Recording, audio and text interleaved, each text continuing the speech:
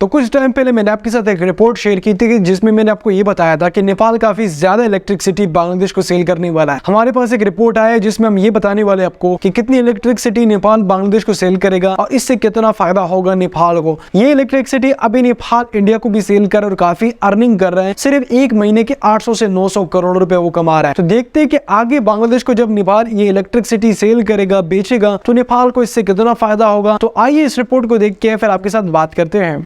बंगलादेशले नेपालबाट करिब 100 मेगावाट बिजुली तत्कालै लैजान सक्ने जनाएको छ। दुवै मुलुकका ऊर्जा सचिव स्तरीय जोइन्ट वर्किङ ग्रुप JWG को गत हप्ताको बैठकमा करिब 1 दर्जन एजेन्डामाथि छलफल भएको थियो, जसमा विद्युत व्यापारलाई प्राथमिकताका साथ उठाइएको थियो।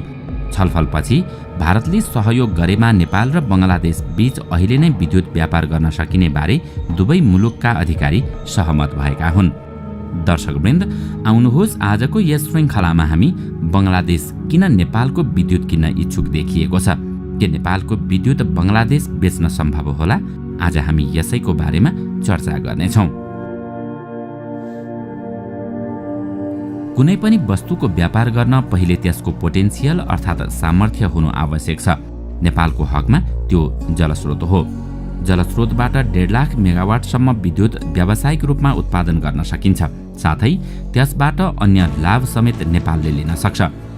अहिले नेपालको राष्ट्रिय विद्युत प्रणालीको जडित क्षमता 2268 मेगावाट पुगेको छ, तर पिक डिमान्ड भने 18-1900 मेगावाट हाराहारी छ। त्यस अनुसार नेपालमा जति विद्युत उत्पादन भएको छ त्यस बराबर खपत हुन सकेको छैन। निकट भविष्यमा पनि यसले निरन्तरता नै पाउने सम्भावना छ। विद्युतका लागि नेपाल आफैमा सानो बजार हो। यद्यपि विद्युत खपत गर्न सकिने क्षेत्र भने थुप्रै छन्। त्यसलाई पूर्ति गर्दा समेत यहाँ उत्पादन हुने सबै विद्युत खपत हुँदैन। त्यसकारण नेपालको विद्युत खपत गर्न छिमेकी तथा छिमेकी मुलुकमा बजार विस्तार गर्नु अपरिहार्य छ। आजको दिनमा हाम्रो विद्युतको ठूलो बजार भनेको भारत र बंगलादेश हुन्। यी देशमा सहज तथा सरल रूपमा विद्युत व्यापार गर्न सकिन्छ। भारतमा भने अहिले विद्युत निर्यात हुन थालिसकेको छ। उसले नेपालका विभिन्न 6 आयोजनाको 364 मेगावाट विद्युत आफ्नो खुला बजारमा बिक्री गर्न अनुमति दिइसकेको छ। त्यसै अनुरूप नेपाल विद्युत प्राधिकरणले दैनिक 364 मेगावाट विद्युत भारततर्फ निर्यात गरिरहेको छ। त्यसबापत प्राधिकरणले गत आर्थिक वर्षमा 3 अर्ब 88 करोड र चालु आर्थिक वर्षको साउनमा झण्डै 2 अर्ब रुपैयाँ आम्दानी गरेको छ। यस्तै थप 111.8 मेगावाट विद्युत निर्यात गर्ने प्रस्ताव भारतको केन्द्रीय विद्युत प्राधिकरणमा पेश गरिएको छ। यसरी भारतमा विद्युत निर्यात हुन्छ भन्ने आधार तय भइसकेको छ। यहाँनेर बंगलादेशले नेपालकै बिजुली किन्ने आधार के छ त भन्ने प्रश्न आउन सक्छ, जुन स्वाभाविक पनि हो। तर यथार्थमा भन्ने हो भने बंगलादेशले नेपालबाट विद्युत किन्ने आधार प्रशस्तै छन्। किन बंगलादेश नेपालको विद्युत किन्न इच्छुक छ? अहिले बंगलादेशले कोइला र डिजेलबाट विद्युत उत्पादन गरिरहेको छ।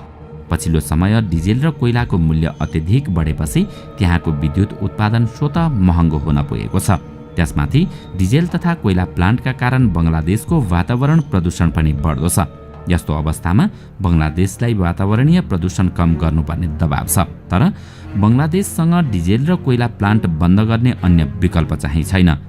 त्यहाँ न सोलर राख्ने जमिन छ, न नेपालको जस्तो स्वच्छ जलविद्युत उत्पादन गर्ने सम्भावना। त्यसकारण पनि बंगलादेशले बिजुली आयात गर्नुपर्ने बाध्यता छ। अहिले बंगलादेशको विद्युत जडित क्षमता मागभन्दा बढी छ। त्यहाँ झण्डै 25,000 मेगावाट जडित क्षमता छ, यद्यपि माग भने 20,000 मेगावाट छ। विद्युत उत्पादन महँगो पर्ने भएपछि बंगलादेशले आवश्यक मात्रामा विद्युत उत्पादन नगरेर लोड सेडिङ गर्दै आएको छ। अहिले पनि त्यहाँ राति 8 बजेपछि पसल खोल्न पाइँदैन, गर्मीमा एसी चलाउन पाइँदैन, जुन बंगलादेशका लागि दुःखद पक्ष हो। तर यही दुःखमा हाम्रो अवसर छ। हामीले नेपालको विद्युत बिक्री गरेर उनीहरूको दुःख मेटाउन सक्छौँ। बंगलादेशमा विद्युत बिक्री गर्न पर्याप्त बजार भए पनि हाम्रो सरकारसँग त्यस सम्बन्धी कुनै भिजन छैन। बजार छ भनेपछि नेपाल त झन् तात्तिनुपर्ने हो, तर सरकारले आवश्यकता अनुसार काम गरेको छैन। बंगलादेशले सन् 2040 सम्म 10,000 मेगावाट विद्युत छिमेकी मुलुकबाट किन्ने भनिसकेको छ। त्यसमा अधिकांश विद्युत नेपालबाट किन्ने हो, किनकि बंगलादेशले खोजेको स्वच्छ ऊर्जा हो जुन नेपालमा पर्याप्त छ। उता भारतमा पनि अधिकांश विद्युत कोइलाबाट उत्पादन हुन्छ। त्यसले पनि वातावरणमा नकारात्मक प्रभाव पारिरहेको छ। अत भारतलाई पनि कोइला प्लान्ट बन्द गर्दै जानुपर्ने बाध्यता छ।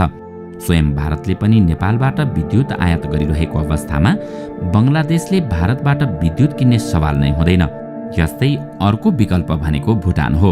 भुटानमा निर्यात नै गर्ने गरी पर्याप्त विद्युत उत्पादन भएको छैन। त्यसमाथि भारत भुटानप्रति त्यति राम्रो मनस्थिति राख्ने छिमेकी होइन। यसरी हेर्दा भुटान र बङ्गलादेश बीच विद्युत व्यापार गर्न राजनीतिक रूपमै समस्या आउन सक्छ। हुन सक्छ नेपालप्रति भारतको आफ्नै स्वार्थहरू होलान्, तर एक दिन अवश्य नै भारतले त्यो अवरोध फुकाउनेछ। मतलब नेपालले बङ्गलादेशमा विद्युत बेच्ने बाटो खुल्नेछ। किनकि गत चैत्रमा प्रधानमन्त्री शेरबहादुर देउवा भारत भ्रमणमा जाँदा IBBN अर्थात् भारत भुटान बङ्गलादेश नेपालको अवधारणामा ऊर्जा सहकार्य गर्ने सहमति भएको थियो। अहिले बङ्गलादेशमा गार्मेन्ट उद्योग र डिजेल प्लान्ट लगायतका उद्योगबाट वातावरण प्रदूषण बढिरहेको छ। यसरी बढी नै रह्यो भने भोलिका दिनमा बङ्गलादेशलाई विश्वव्यापी रूपमै प्रदूषण कम गर्नुपर्ने दबाव आउन सक्छ। त्यसका लागि बङ्गलादेशले खर्बौं डलर खर्च गर्नुपर्ने हुन सक्छ र त्यति बेला उसँग पैसा नहुन पनि सक्छ। त्यसकारण पनि वातावरणमा हुने प्रदूषण कम गर्न बङ्गलादेशले नेपालको विद्युत किन्छ। बङ्गलादेश ठूलो मात्रामा विदेशी मुद्रा सञ्चित गर्ने मुलुक हो। आजका दिनमा उसँग झण्डै 40 अर्ब डलर बराबरको विदेशी मुद्रा सञ्चित छ। यता नेपालमा गत असारसम्म 9 अर्ब 54 करोड अमेरिकी डलर विदेशी मुद्रा थियो। यी कारणले पनि बङ्गलादेश बिजुली आयात गर्न डराउँदैन।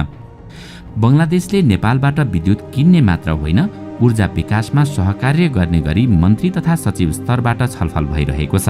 नेपालसँग ऊर्जा सहकार्य गर्दा बङ्गलादेशलाई 4वटा फाइदा हुन्छन्। पहिलो फाइदा हो बाढी नियन्त्रण। नेपालको पूर्वतिरको नदी बगेर बङ्गलादेश पुग्छ। वर्षातमा यहाँ बाढी आउँदा स्वाभाविक रूपमा बङ्गलादेश पनि प्रभावित हुन्छ। त्यसलाई रोक्न उसले नेपालसँग सहकार्य गरी यहाँ ड्याम निर्माण गर्न सक्छ, जसले गर्दा त्यहाँ जाने बाढी यहीँबाट नियन्त्रण हुन्छ। दोस्रो फाइदा, सोही ड्याममा राखिएको पानीबाट हिउँदमा विद्युत उत्पादन गर्न सकिन्छ, जुन उसैले पाउँछ। साथै विद्युत गृहबाट निस्केको पानीलाई बङ्गलादेशले सिँचाइका रूपमा समेत प्रयोग गर्न सक्छ। यो तेस्रो फाइदा भयो। स्वच्छ ऊर्जाको प्रयोग गर्दा बङ्गलादेशमा हुने वातावरणीय प्रदूषण कम हुन्छ। यो उसका लागि चौथो फाइदा हो। त्यसकारण पनि उसले नेपालसँग ऊर्जा सहकार्य गर्छ र यहाँको विद्युत किन्छ। बङ्गलादेशको बजार बढी फाइदाजनक। नेपालमा उत्पादित विद्युतको पहिलो बजार भारत नै हो, अनि मात्रै बङ्गलादेश। तर मूल्यका आधारमा भने बङ्गलादेशको बजार फाइदाजनक छ। भारतमा दिउँसो सोलरबाट सजिलै विद्युत उत्पादन गर्न सकिन्छ। अभाव भनेको पिक आवर तथा रातको समयमा मात्रै हो, तर त्यहाँको औसत मूल्यदर धेरै हुँदैन। बङ्गलादेशसँग विद्युत उत्पादन गर्ने अन्य आधार छैन। यी विभिन्न कारणले पनि नेपालले बङ्गलादेशमा बिजुलीको उचित मूल्य पाउन सक्छ। यसकारण भारतले सहयोग गर्नुपर्छ। बङ्गलादेशमा विद्युत निर्यात गर्दा भारतीय भूमि प्रयोग गर्नुपर्ने बाध्यता छ। यसमा भारतले सहयोग गर्छ कि गर्दैन भन्ने प्रश्न पनि आइरहेको छ। त्यसो त भारतले सहयोग नगर्ने भन्ने हुँदैन। कारण हो, गत चैत्रमा प्रधानमन्त्री शेरबहादुर देउवा भारत भ्रमणमा जाँदा IBBN अर्थात् भारत भुटान बङ्गलादेश नेपालको अवधारणामा ऊर्जा सहकार्य गर्ने सहमति भएको छ। भारतीय प्रधानमन्त्री नरेन्द्र मोदीले नै बङ्गलादेशमा नेपाललाई विद्युत व्यापार गर्न सहयोग गर्ने उल्लेख गरेका छन्।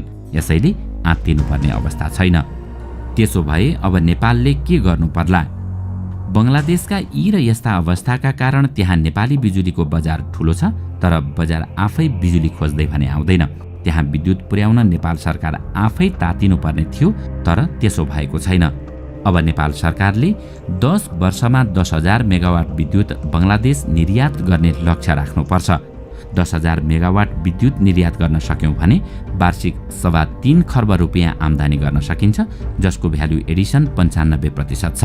यसले नेपालको वैदेशिक व्यापार तथा अर्थतन्त्रमा ठूलो योगदान पुर्याउँछ।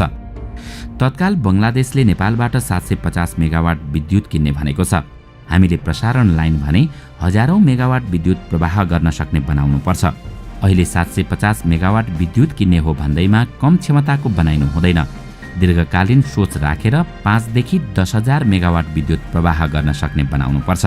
यसरी हेर्दा नेपालमा उत्पादित विद्युतको पर्याप्त बजार तय भइसकेको छ। यद्यपि उत्पादन भने त्यस अनुसार भइरहेको छैन। तसर्थ अब उत्पादन विशेष गरी ठूला आयोजना निर्माणमा जोड दिनुपर्छ। त्यसमा EDF, हाइड्रोफोबिक जस्ता विश्वका ठुल्ठुला कम्पनीलाई भित्र्याउनुपर्छ। निजी क्षेत्रलाई पनि बाटो खुल्ला हुनुपर्छ। विगतमा विदेशीले निर्माण गर्ने भनिएका नेपालका अधिकांश आयोजना सरकारी माध्यमबाट बनाउन खोज्दा ढिलाइ भएको देखिन्छ। त्यसमा निजी क्षेत्र संलग्न भएको भए ढिला हुने थिएन। सरकारले यस्ता अनुभवको उचित मूल्याङ्कन गरेर बङ्गलादेशमा विद्युत व्यापार गर्न निजी क्षेत्रलाई अघि सार्नुपर्छ र बङ्गलादेशमा पनि निजी क्षेत्र नै अघि सर्नुपर्छ। त्यो मोडेलमा काम गरियो भने नेपाल बङ्गलादेशको विद्युत व्यापारले छिट्टै फड्को मार्छ र सरकारले लिएको लक्ष्य प्राप्ति हुन पनि समय लाग्दैन।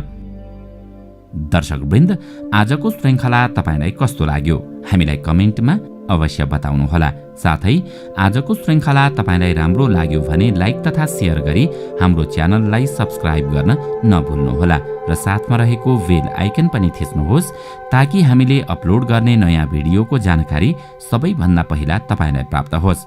आजका लागि यति नै। अर्को भिडियोमा अझै रोचक तथ्य लिएर आउने नै छौं। तबसम्मका लागि बिदा दिनुहोस्। नमस्कार। तो उम्मीद है कि आप लोगों ने रिपोर्ट देखा होगा। इस रिपोर्ट के बारे में बात करूं तो देखिए, नेपाल की इलेक्ट्रिसिटी जो बन रही है वो हाइड्रो पावर से बन रही है, यानी पानी के डैम से बन रही है। और ये हाइड्रो पावर की जो इलेक्ट्रिसिटी है वो तो काफी सस्ते रेटों में मिलती है, सस्ते रेटों में बनती है, क्योंकि इलेक्ट्रिसिटी एक ऐसी चीज है जो सबकी नीड होती है। नेपाल में एक ऐसा टाइम था जहाँ पे 12-12 घंटे की इलेक्ट्रिसिटी की सिर्फ लोड शेडिंग होती थी, बिजली नहीं होती। आज नेपाल वही नेपाल इंडिया को भी इलेक्ट्रिसिटी सेल कर रहा है और बांग्लादेश को भी सेल करेगा। बांग्लादेश के अंदर आपको पता है कि इलेक्ट्रिसिटी की काफी बड़ा आउटेज आया हुआ और आउटेज की वजह से उनको काफी ज्यादा इलेक्ट्रिसिटी चाहिए। अब ये इतनी सारी इलेक्ट्रिसिटी नेपाल बांग्लादेश को सेल करेगा, इससे काफी अर्निंग करेगा। अब आपने देखा कि नेपाल, इसमें आपने देखा कि नेपाल एक महीने की सिर्फ इलेक्ट्रिसिटी जब इंडिया को सेल कर रहा है वो 900 से लेकर 1000 करोड़ या 800 करोड़ के बीच में है। तो इस तरीके से नेपाल काफी ज्यादा इलेक्ट्रिसिटी सेल करके ज्यादा अर्निंग जनरेट कर सकते हैं। रीजन भी मैंने आपको बताया। अगर रिपोर्ट आपको अच्छा लगा है तो वीडियो को लाइक करें, शेयर करें, चैनल को लाजमी सब्सक्राइब करें।